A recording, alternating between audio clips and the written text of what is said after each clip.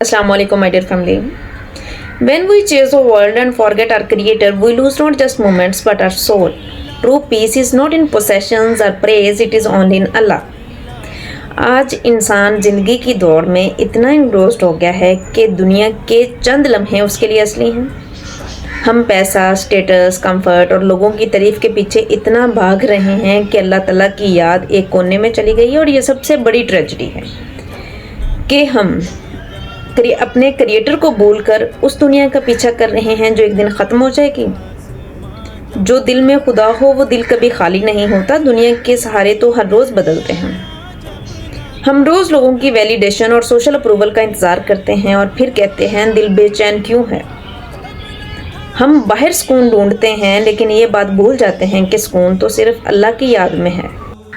दुनिया एक temporary illusion है, एक गुजारने वाली जगह है, लेकिन हम इसको इतना एब्सोल्यूट समझ लेते हैं कि असली रियलिटी, और फिर अल्लाह ताला हमसे दूर हो जाता है।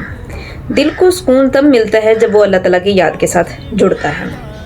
इसलिए याद रखो, दुनिया का हर रिवार्ड, हर अचीवमेंट, हर मुस्कुराहट एक दिन ख़त्म हो जाएगी, लेकिन अल्लाह का साथ वो है कांस्टेंट, वो है इटर्नल, वही असली मोहब्बत है, वही असली सुकून है।